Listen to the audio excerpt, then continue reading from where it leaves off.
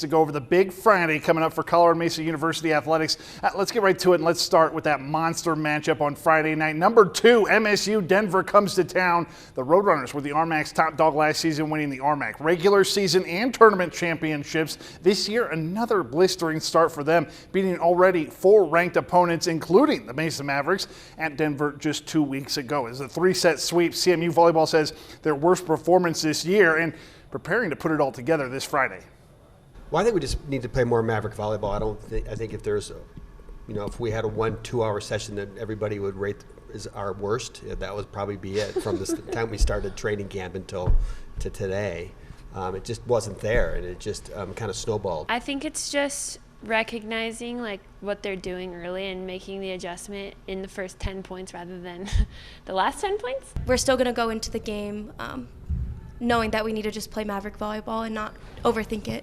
All right, well, you can see them play Maverick volleyball. It gets rocking at Bronson Arena Friday evening at 6 o'clock. As for CMU women's soccer, a big night Friday for that program as well, opening their home RMAC calendar under the bright lights of Community Hospital Unity Field. The Mavs coming in high after topping Black Hills State 6-0 in Spearfish. The Mavs cooking offensively. 6 players with double digits in shot attempts in just 7 games, averaging 3 goals per match. Hoping that trend continues on Friday when they take on CSU Pueblo. Coach says, yeah, sure, the goal is to win the RMAC, but that doesn't change our expectations.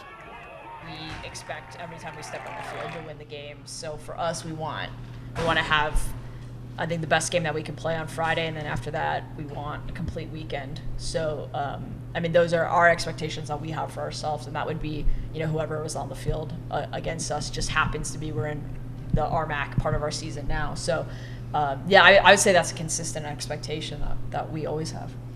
I'm excited. I enjoy it. I enjoy the pressure. I enjoy the expectation that people have for us. Because we can prove that expectation, or if they have a lack thereof, we get to prove them wrong. And so I get excited for it.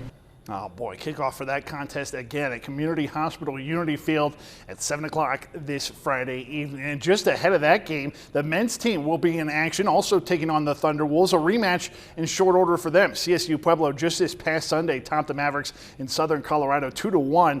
No doubt the men's team will be looking for a little bit of home revenge at 4 o'clock on Friday. All that more coming your way on Friday. On Saturday, CMU football will be looking to rebound after a tough 31-17 point loss against SD Mines. And the road, not an easy one. The long drive out to Spearfish to take on Black Hills State. The Yellow Jackets, by the way, undefeated on the year. If you saw Sticker Day, you saw some of the brighter spots from CMU's performance over the weekend.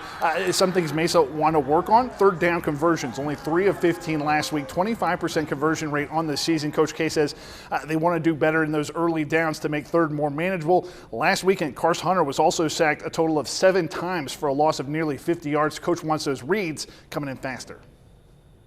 We got to do a better job of getting the ball out on time, and then having our pocket awareness and be able to move and adjust in the pocket a little bit. But the biggest thing that it came down to was, hey, when I get my read, I got to be able to take it, and then I got to be able to find my outlet and be able to get rid of the ball. Yeah, we've got to do a better job protecting. We were out over our toes too much, lunged a few times, and let a free guy through. But a few of those are unforced, and we got to do a better job of having that clock in our head and having Cars be able to get rid of the ball, trusting the receivers.